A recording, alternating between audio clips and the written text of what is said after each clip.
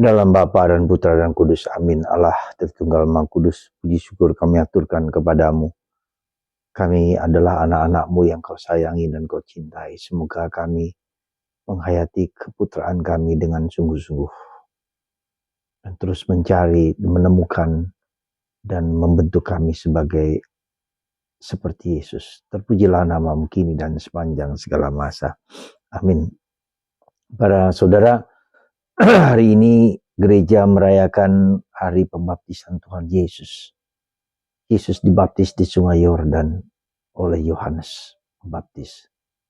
Baptisan Yesus tidak mengandaikan bahwa dia adalah orang berdosa seperti kita. Baptisan Yesus mau menyatakan solidaritas Yesus kepada kita semua bahwa kita harus dibaptis. Dan baptisan itu menjadi pintu gerbang kita untuk masuk kerajaan surga. Sekali lagi, baptisan itu adalah pintu gerbang kita untuk memasuki kerajaan surga. Karena itulah maka kita diingatkan sekali lagi, tapi juga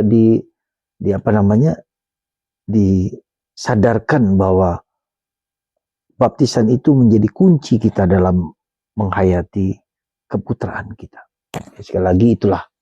Jadi baptisan itu membuat kita sadar bahwa kita adalah putra Allah. Anda, saya, kita semua adalah putra Allah. Dengan baptisan itu seperti Yesus juga adalah putra Allah. Dan kita lihat bahwa Yesus sebagai putra Allah dikasihi oleh Allah sepenuh hati. Maka Allah juga mengasihi kita seperti Allah Bapa mengasihi putranya Yesus. Karena itulah dalam baptisan di Sungai Yordan ada suara yang berseru-seru dari surga yang mengatakan, inilah putraku terkasih, kepadanya aku berkenan. Inilah putraku terkasih, kepadanya aku berkenan. Jadi kita ikut serta dalam berpartisipasi dalam keputraan Yesus. Ya. Ini yang harus kita pegang.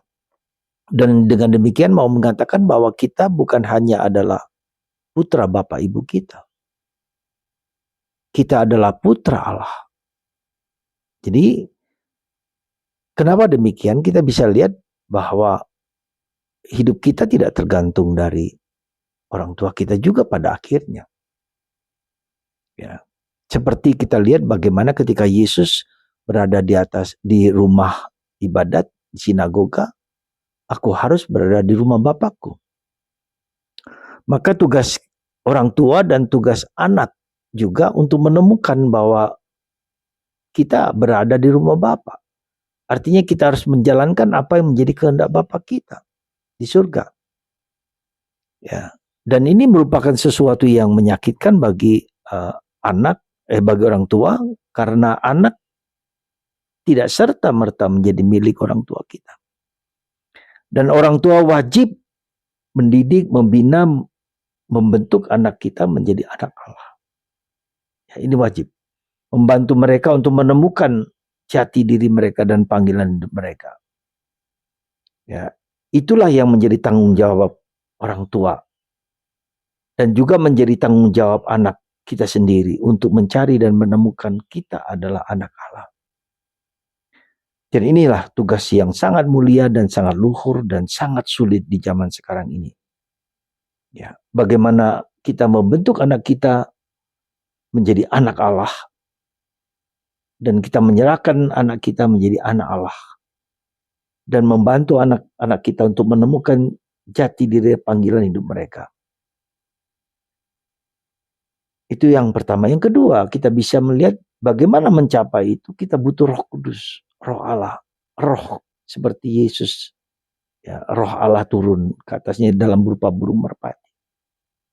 Hampir tidak mungkin kita mencapai cita-cita yang sedemikian luhur tanpa kita sadar ya akan panggilan kita dan Roh Kudus yang membantu kita itu.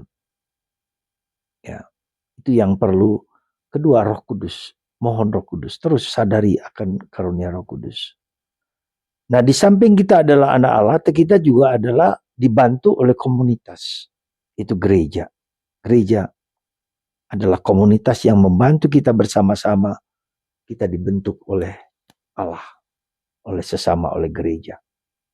Itulah panggilan kita yang Yang kedua, jadi keterlibatan kita di gereja itu adalah bagian sentral dari panggilan kita menjadi anak Allah. Kita dibentuk, kita bersama-sama dalam konflik, dalam jatuh dan bangun, dalam kesulitan-kesulitan kebersamaan kita. Ya, jadi jangan lupa keterlibatan kita di gereja, di lingkungan, di komunitas, di stasi, itu juga bagian dari proses di mana kita dibentuk oleh Allah bersama-sama. Karena itulah saudaraku terkasih, maka mari sekali lagi kita mohon rahmat ini semua. Dan begitu luar biasa apa yang terkandung dalam baptisan itu. Ya. Kita tidak perlu lagi berdebat apakah harus baptis kita dicemplungkan ke dalam sungai, dimasukkan ke dalam. Memang itu adalah simbolisme kita, tapi yang penting, unsur penting di sana adalah air. Aku membaptis engkau dalam nama Bapa dan Putra dan Roh Kudus. Rumusan Tritunggal ini yang menjadi esensi ya, dari baptisan itu.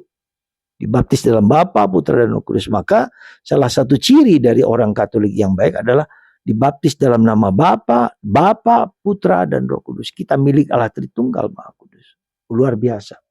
Semoga Anda dan kita semua menghayati anugerah ini sebagai suatu karunia yang tak terhingga, dan kita wajib untuk berusaha membantu, mencari, menemukan aku, Anda, saya, kita semua sebagai anak yang dicintai oleh Allah, dikasih oleh Allah.